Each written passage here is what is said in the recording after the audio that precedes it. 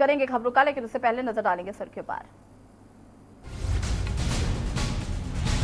1 जुलाई से शुरू होगी चारधाम की यात्रा। बाहरी श्रद्धालुओं के लिए खोली गई चारधाम यात्रा। सीएम त्रिवेंद्र ने दी चारधाम यात्रा को हरी झंडी। सीएम त्रिवेंद्र सिंह रावत की वर्चुअल रैली आज 4:30 बजे पिरान कलिया विधानसभा में करेंगे वर्चुअल रैली। कार्यकर्ताओं को देंगे संदेश। उत्तराखंड में फिर फूटा कोरोना बम। एक साथ मामले आए 69 कोरोना संक्रमित तो मरीजों की संख्या पहुंची 2691। 12 अगस्त तक नहीं छोड़ेगी नियमित ट्रेनें। अगस्त तक के लिए बुक की गई टिकटें होंगी रद्द। सिर्फ स्पेशल ट्रेनों की ही इजाजत। पेट्रोल डीजल की कीमतें आसमान पर। लगातार 20वें दिन कीमत में बढ़ोतरी। डीजल 17 तो पेट्रोल की कीमत में 21 पैसे की बढ़ोतरी। शराब कारोबारियों को दी गई छूट का मामला। नैनीताल हाईकोर्ट ने सरकार से मांगा जवाब। 3 सप्ताह में दाखिल करना होगा जवाब। आप देख रहे हैं के न्यूज, खबरों का सारथी। और अब बढ़ेंगे खबरों में। राष्ट्रीय राजधानी दिल्ली में आज पेट्रोल और डीजल दोनों की कीमत 80 रुपए के पार चली गई। हालांकि अंतर्राष्ट्रीय बाजार में कल कच्चे तेल की कीमतों में मामूली तेजी थी और आज लगातार 20वें दिन जबकि डीजल की कीमत में बढ़ोतरी हुई। इस दिन यहां डीजल 17 पैसे महंगा हुआ तो वहीं पेट्रोल की कीमत में 21 पैसे का इजाफा हुआ। पिछले 20 दिनों में डीजल की कीमत में 79 पैसे प्रति लीटर की बढ़ोतरी हुई, जबकि पेट्रोल भी 8 रुपए 87 पैसे महंगा हुआ है। वही बात अगर यूपी की राजधानी लखनऊ की करें तो लखनऊ में आज पेट्रोल की कीमत 80 रुपए 75 पैसे और डीजल की कीमत 72 रुपए 18 पैसे पर पहुंच गई है।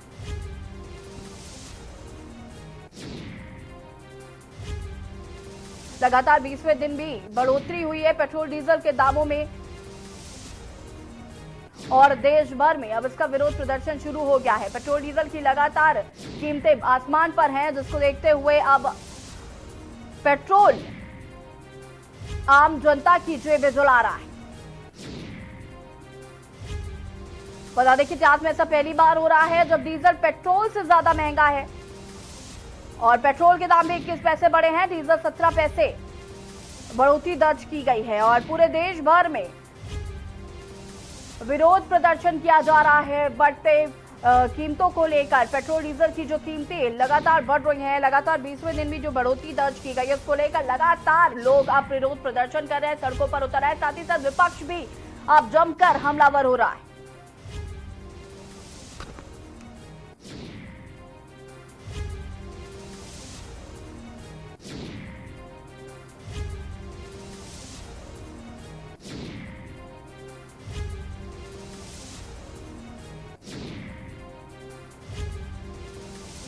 लगातार पेट्रोल डीजल की कीमतें बढ़ रही हैं।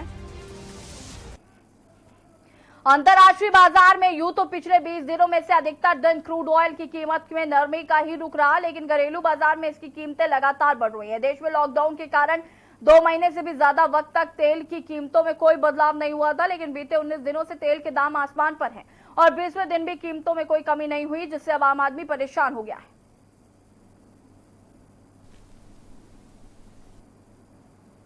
करें भैया, काम करना है तो पेट के लिए तो करना पड़ेगा, उसमें क्या करेंगे। पहले 500-600 रुपये हम चक्कर लग जाता था, अब तो 1000 रुपये हम गाड़ी पानीपत में रह जाता है। कम से कम जिम्मा चाहिए 3000-4000 तब गाड़ी चलेगा। 1000 में क्या होता है। पहले डीजल था 60 रुपया, तब जुगाड़ बढ़ जाता था, अब तो 70-80 हो गया, तो क्या होगा बताओ। देखिए डीजल जो है बहुत महंगा हो गया है, पेट्रोल से भी ज़्यादा आज डीजल महंगा हो गया है। इससे लोगों की जेबों पे बहुत असर पड़ेगा। लॉकडाउन चला है, अब सीएनजी से थोड़ा सही पड़ता था, डीजल जो था पेट्रोल से भी सही पड़ता था। अब डीजल का रेट हाई फाई हो जाएगा तो फिर कैसे चलेगा, डीजल गाड़ी कहाँ चलेगी फिर। पेट्रोल का तो डीजल का तो दाम बहुत हो गया महंगा, तो हमको क्या होगा, ऐसे ही चलना पड़ेगा, क्या करेगा। काम दाम कमेगा तो होगा हमारा कमाई, नहीं तो नहीं होगा। तेल मोल भर के हमको 100-150 रुपया होता है, ऐसे ही हो रहा है, ऐसे ही चल रहा है। तो अभी कोरोना की वजह से तो मार्केट भी बहुत मार्केट सभी बंद है, ऐसे ही 2 जोन 3 जोन बैठता है गाड़ी में, ऐसे ही चलता है। सुन ये है कि सब पेट्रोल और डीजल का इन दिनों में काफ़ी भाव बढ़ा है। 10 दिन के अंदर 6-7 रुपये पेट्रोल बढ़ गया, 8-9 रुपये डीजल बढ़ गया, तो ये हर आदमी पर मार हो रहा है इसका। कोरोना तो एक महामारी है, इसमें इसके बारे में तो क्या बचाव, अपना ही खुद का सेफ्टी ही बचाव है। और इसमें जो ये एक तरह से जो भाव बढ़ रहे हैं, हर चीज़ की महंगाई का दौर चल पड़ा है। सीमांत क्षेत्र खटीमा के ग्राम मुडेरी में रिहायशी इलाके में मगरमच्छ दिखने से हड़कंप मच गया। स्थानीय लोगों की सूचना पर पहुंची वन विभाग की टीम ने मगरमच्छ को पकड़कर उचित स्थान पर छोड़ दिया। स्थानीय लोगों द्वारा बताया गया कि करीब 4 फीट का मगरमच्छ एक घर में घुस गया था, जिसके बाद स्थानीय लोगों की सूचना पर पहुंची वन विभाग की टीम ने बमुश्किल मगरमच्छ पर काबू पाकर पकड़ सुरक्षित स्थान पर छोड़ दिया है।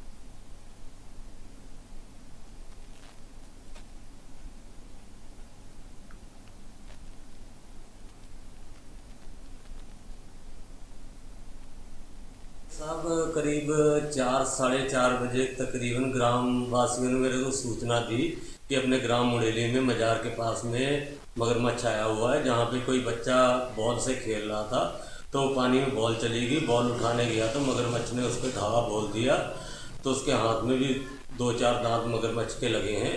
तो तब मैंने मौके पर जाके देखा तो मगरमच्छ का करीब 4 फीट का बच्चा था, जो कि वन विभाग की टीम को बुला के हम लोगों ने पकड़वा दिया। राज्य योजना से बनाई जा रही करोड़ों की लागत से गांव की सड़क में ठेकेदार द्वारा अवैध तरीके से खेतों व घरों के आगे गड्ढे खोदकर मिट्टी निकाली जा रही है। सीमांत क्षेत्र खटीमा के ग्राम बूढ़ाबाग में इस परेशानी का सामना कर रही ग्रामीण महिलाओं ने बताया कि ग्राम चकरपुर के बूढ़ाबाग में सड़क बनाने के लिए खेतों व घरों की मिट्टी खोदकर काम कराया जा रहा है, जिससे कि कई बार छोटी दुर्घटनाएं इन गड्ढों की वजह से होती रहती है। खटीमा तहसीलदार यूसुफ अली ने बताया कि मामले की जांच कराई जा रही है।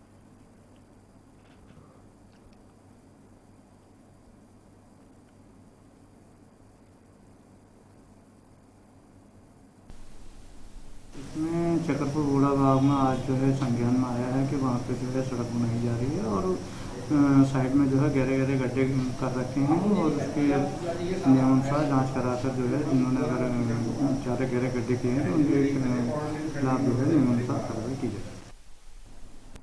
उत्तराखंड सरकार ने चारधाम यात्रा को हरी झंडी दे दी है। सीएम त्रिवेंद्र रावत ने जानकारी देते हुए बताया कि भारत के अन्य हिस्से में आने वाले श्रद्धालु 1 जुलाई से उत्तराखंड के चारधाम यात्रा कर सकेंगे। पता तो चले कि उत्तराखंड सरकार ने 8 जून से शुरू होने वाले चारधाम की यात्रा के लिए केवल स्थानीय तीर्थ यात्रियों को जाने की अनुमति दी थी और 30 जून तक इसे बाहरी लोगों के लिए बंद रखा था, जिसकी शुरुआत कर दी गई है। 1 जुलाई से शुरू हो जाएगी चारधाम की यात्रा।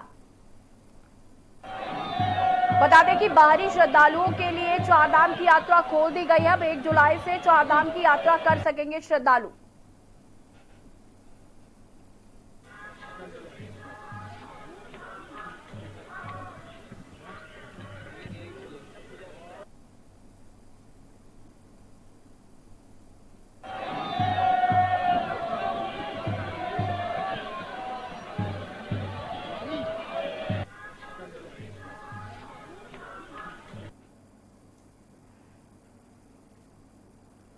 काशीपुर के कुंडा थाना क्षेत्र में एक युवक ने अज्ञात कारणों के चलते खेत में फांसी लगाकर आत्महत्या कर ली। सूचना मिलने पर मौके पर पहुंची पुलिस ने मृतक के शव को कब्जे में लेकर पोस्टमार्टम के लिए भेज दिया है। वहीं मृतक के परिजनों ने युवक की हत्या की आशंका जताई।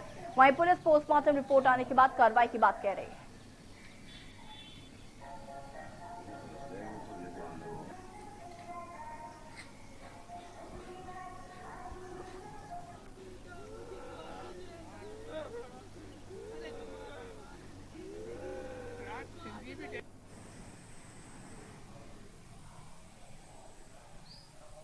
अहमद रजा नाम का एक व्यक्ति है, 25 वर्ष इसकी एज है। लालपुर गांव जो कुंडा थाना क्षेत्र में पड़ता है वहां का रहने वाला है। सूचना मिली थी कि सुबह इसके द्वारा अपने खेत में फांसी लगा करके आत्महत्या कर ली गई है।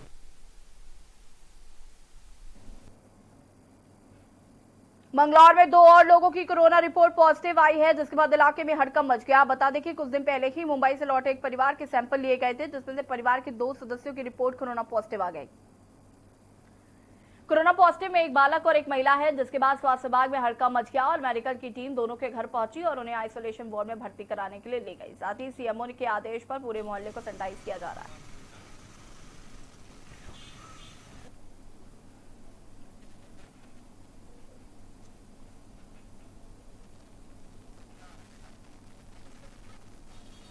मंगलौर में जो है एक परिवार जो है 14 तारीख को मुंबई से आया था, जिसमें 7 लोग थे और इनका नारसन बॉर्डर पे हम लोग ने सैंपल लिया था और आज इनकी रिपोर्ट आई है। तो 7 में से 2 लोग पॉजिटिव पाए गए, कोरोना से संक्रमित पाए गए हैं। और हमारी बॉर्डर पे सैंपलिंग काफ़ी समय से चल रही है और आदरणीय सीएमओ महोदया का निर्देश था हम लोग को कि हम लोग जो भी रेड जोन से आ रहे हैं उनका अनिवार्य रूप से सैंपल लें। देहरादून हरिद्वार नेशनल हाईवे पर जोईवाला के पास भीषण हादसे में 4 लोगों की मौत हो गई। मृतकों में सभी यूपी के बिजनौर के रहने वाले थे। मनीमाई मंदिर के पास टैंकर और टेम्पो की टक्कर में मरने वाले चारों लोग बिजनौर में रहते थे और देहरादून स्थित एक बेकरी में काम करते थे। सूचना पर पहुंची पुलिस ने शवों को पोस्टमार्टम के लिए भेज दिया।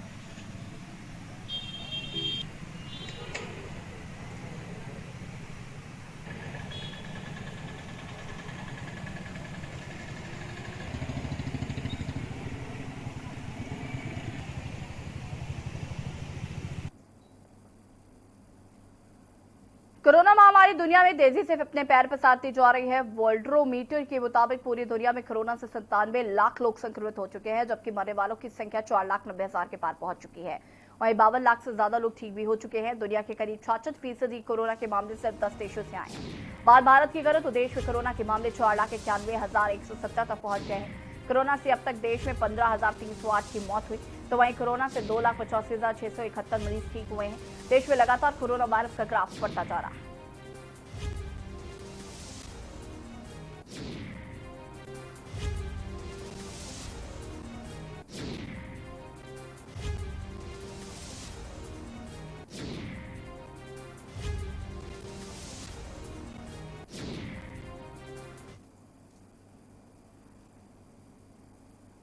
आचरौड़ी चौकी के पास अचानक एक गाड़ी में आग लग गई। सूचना पर चौकी से पुलिस फोर्स मौके पर पहुंची। जानकारी के मुताबिक मर्सिडीज गाड़ी को जावेद नामक मैकेनिक सर्विस के लिए लाया था और सर्विस हो जाने के बाद ट्रायल पर ले जाते समय कार में अज्ञात कारणों से आग लग गई। मौके पर पहुंची फायर ब्रिगेड की टीम ने आग पर काबू पाया।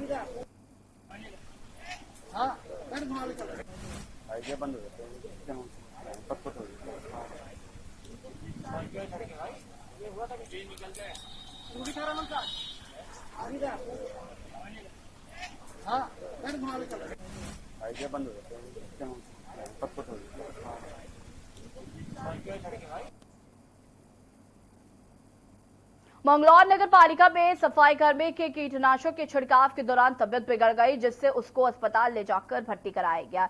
इलाज के दौरान सफाई कर्मी की मौत हो गई, जिसके बाद परिजनों में कोहराम मच गया। हालांकि मौके पर पहुंची पुलिस मामले की जांच में जुट गई है।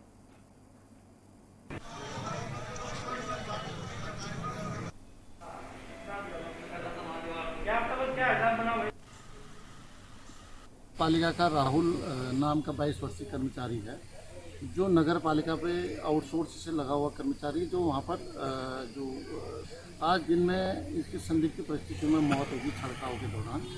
तो इस पे अभी डेड बॉडी यहाँ पे है। पंचायतनामा के बाद स्पष्ट हो पाएगा कि इसकी डेथ किस तरह से हुई है। गदरपुर से मटकोटा मार्ग खस्ता हाल हो गया है। खस्ताहाल सड़क की मरम्मत कराए जाने को लेकर स्थानीय युवा कांग्रेसी कार्यकर्ता भारतीय युवा कांग्रेस के प्रदेश सचिव मोहिनीश कुमार के नेतृत्व में यूथ कांग्रेस के कार्यकर्ताओं ने हनुमान चालीसा का पाठ किया और सरकार को सद्बुद्धि की प्रार्थना की। इस दौरान सरकार के विरोध में जमकर नारेबाजी भी की गई। मुख्यमंत्री होश में आओ, होश में आओ, होश में आओ। मुख्यमंत्री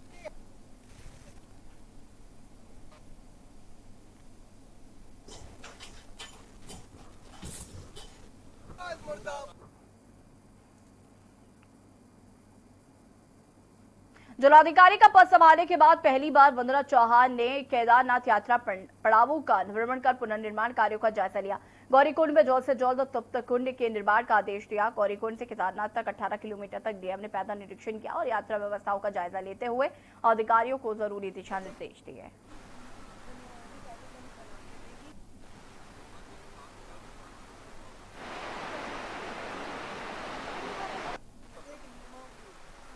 यहाँ पर विभिन्न निर्माण कार्य स्थापित हुआ है। तीर्थ पुरोहितों के आवासों के निर्माण कार्य चल रहे हैं, उनका निरीक्षण भी अभी हम लोग कर रहे हैं। सभी संबंधित विभागों के अधिकारी साथ ही में हैं, तो ये प्रयास रहेगा कि जल्दी से जल्दी इनको पूर्ण करें। रुड़की के झबरेड़ा थाना क्षेत्र में 22 जून को फिरोज के साथ हुई लूट व मारपीट की घटना में पुलिस ने एक आरोपी को गिरफ्तार कर लिया है। पुलिस ने उसके कब्जे से एक अवैध चाकू और मोबाइल बरामद किया। सिविल लाइन कोतवाली में घटना का खुलासा करते हुए एसपी देहात किशोर सिंह ने बताया कि 22 जून को पीड़ित फिरोज ने झबरेला थाने पर तहरीर देकर बताया था कि 22 जून की रात्रि 10 बजे अज्ञात बदमाशों ने उसे रोककर मारपीट की तथा उसका मोबाइल भी लूट लिया था।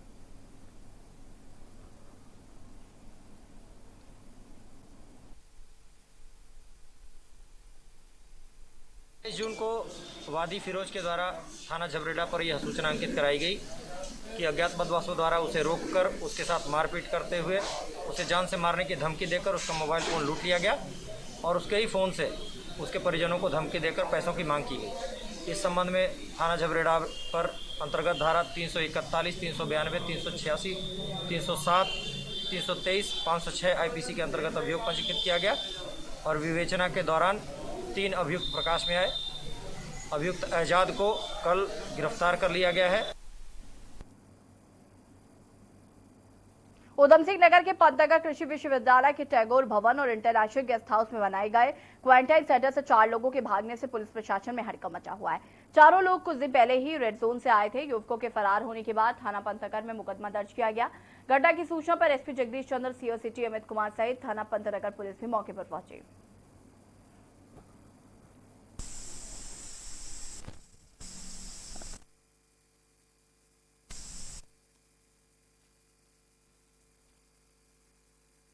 पिछले 1-2 दिन पहले ही क्वारंटीन सेंटर्स में दाखिल हुए थे और शिकारगंज के रहने वाले हैं। इनके बारे में जो प्रारंभिक जानकारी मिली है, इनके घर वालों से संपर्क किया जा रहा है और इनको बताया जा रहा है कि वापस क्वारंटीन सेंटर ना आ जाएं। सरकार के द्वारा एक पॉलिसी बनाई गई है जिसके तहत कोरोना के रोकथाम के लिए क्वारंटाइन होना बहुत इम्पोर्टेंट है अगर आप रेड जोन से आते हैं। और इन लोगों के खिलाफ थाना पंतनगर में उचित धाराओं में अभियोग पंजीकृत किया जा रहा है और साथ में ही इनको वापस लेकर आया जाए। लॉकडाउन के 3 माह बाद शुरू हुई उत्तराखंड परिवहन की बसों में यात्रियों ने सफर करना शुरू कर दिया है। सीमांत खटीमा बस स्टेशन पर बसों के इंतजार में बैठे यात्रियों का कहना है कि उत्तराखंड परिवहन का संचालन उत्तराखंड में शुरू हो गया है, लेकिन बसों का समय अभी तक तय नहीं है। इससे टनकपुर से चलने वाली बसों का इंतजार करना पड़ रहा है। वहीं परिवहन विभाग के कर्मियों ने बताया कि बसों की संख्या भी कम है और यात्रियों की भी, लेकिन जो भी यात्री बस में बैठ रहा है उसकी स्क्रीनिंग भी की जा रही है।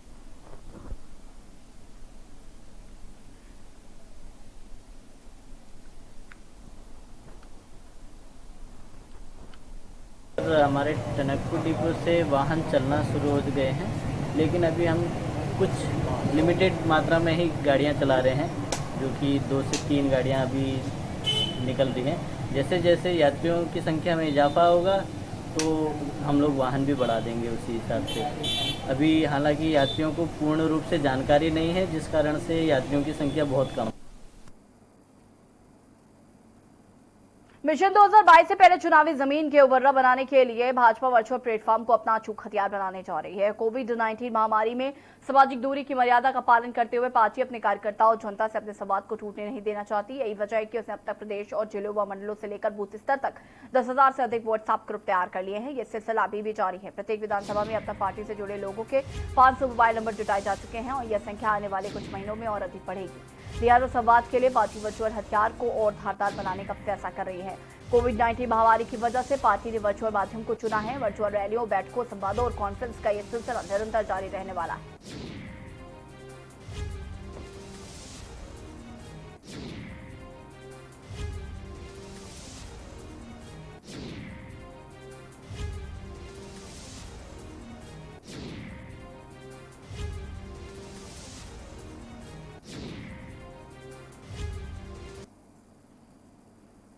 और अब वक्त हो गया छोटे से ब्रेक का, और हाजिर होंगे।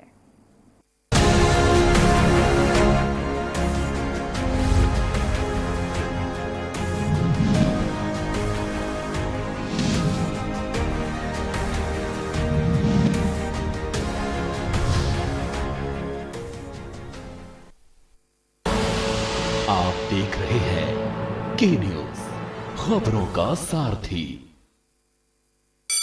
Mount Litra Z School, Unnao, #1 in academics, #1 in sports, best teachers, best result, smart classroom, best transport facility, world class infrastructure के साथ Mount Litra Z School, Unnao।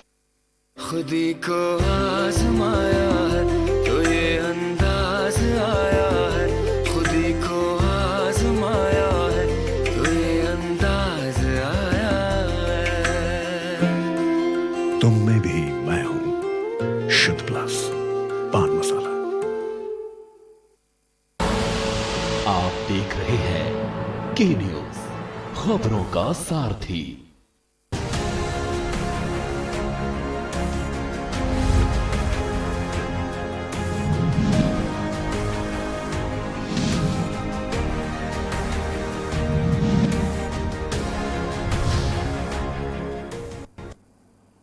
Break के बाद एक बार फिर से आप सभी का स्वागत है। एलएसी पर चालबाजी करने के बाद चीन अब भारत पर साइबर अटैक कर नए विवाद को जन्म दे रहा है। महाराष्ट्र के साइबर विभाग ने एडवाइजरी जारी कर चेतावनी दी है कि चीन के साइबर अपराधी बड़े स्तर पर फिशिंग हमले की प्लानिंग कर रहे हैं। राज्य साइबर विभाग के स्पेशल आईजी ने पिछले 4-5 दिनों से भारत के साइबर स्पेस पर हुए हमले के चौंकाने वाले खुलासे किए हैं। देखिए रिपोर्ट। गलवान घाटी में भारत और चीन के बीच हिंसक झड़प के बाद तनाव बढ़ गया है। इसी बीच चीन अपनी हरकतों से बाज नहीं आ रहा है और अब उसने भारतीय साइबर स्पेस पर हमला करना शुरू कर दिया है।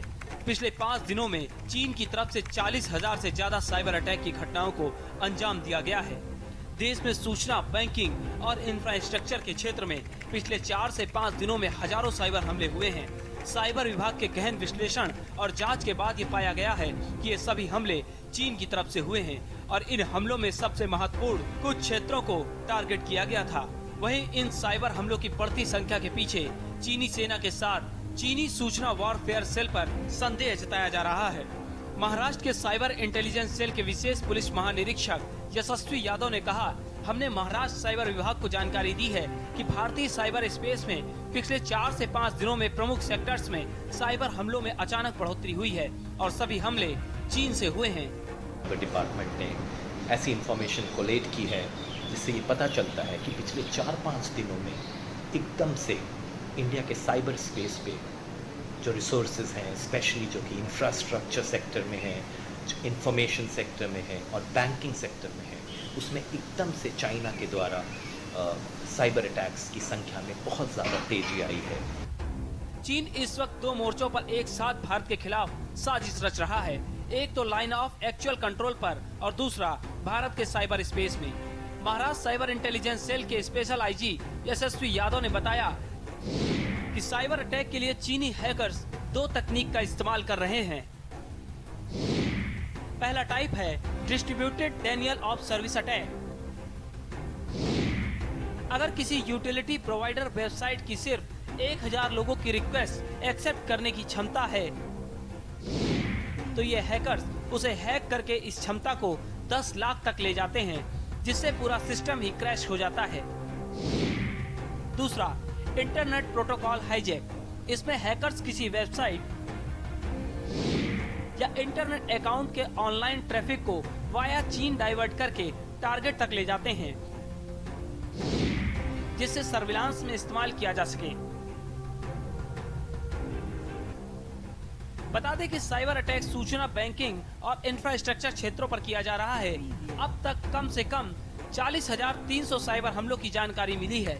ये साइबर हमले या हैकिंग की कोशिश चीन के चेंगडू इलाके से हो रही है। चेंगडू दक्षिण पश्चिम चीन के सिचुआन प्रांत की राजधानी है। पिछले 4-5 दिनों में मिनिमम 40,300 सच प्रोब्स या साइबर अटैक्स किए गए हैं, जिसके बारे में हमने इंफॉर्मेशन गैदर की है। साथ ही साथ ये बताना चाहूँगा कि ज़्यादातर ये सब साइबर अटैक्स जो हैं या हैकिंग अटैक्स जो हैं वो चेंगडू एरिया, चाइना के चेंगडू एरिया से ओरिजिनेट हो रहे हैं। वहीं अब महाराष्ट्र साइबर विभाग ने सभी नागरिकों से साइबर सुरक्षा पर ध्यान देने और साइबर सुरक्षा विशेषज्ञ की मदद से साइबर सुरक्षा ऑडिट की अपील की है। चीन की ओर से भारतीय साइबर स्पेस में हमलों की बढ़ती संख्या के बीच एक मजबूत फायरवॉल की सलाह दी गई है, जिससे चीन की चालबाजी पर काबू कर साइबर अटैक से बचा जा सके। स्पेशल डेस्क के न्यूज।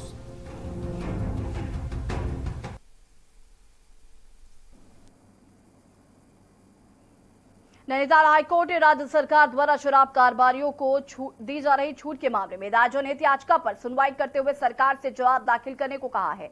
कोर्ट की खंडपीठ ने राज्य सरकार से जवाब मांगा कि किस आधार पर शराब कारोबारियों के 196 करोड़ माफ किए गए। मामले की सुनवाई के लिए कोर्ट ने 3 सप्ताह बाद की तिथि नियत की है।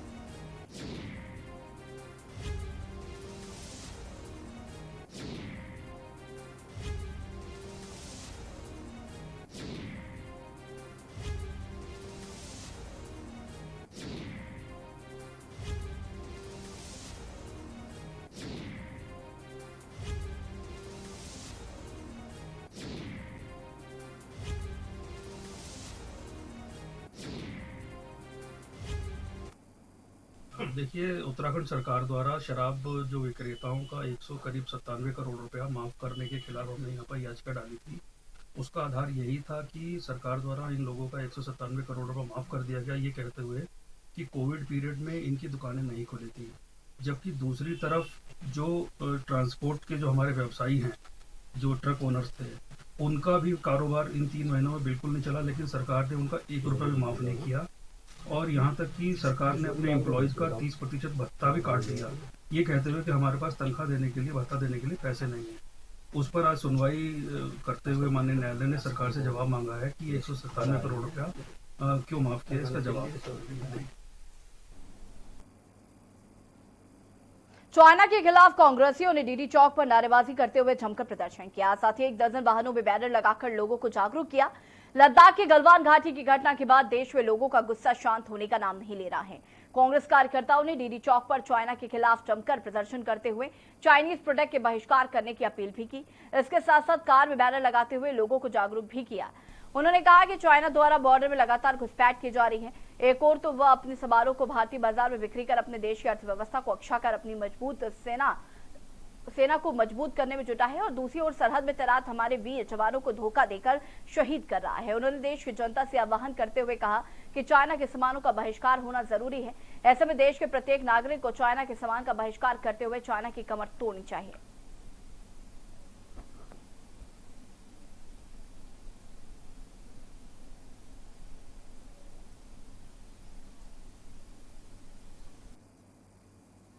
हमारा उत्तराखंड के बुलेटिन में फिलहाल इतना ही। देखते रहिए के न्यूज़ इंडिया। नमस्कार।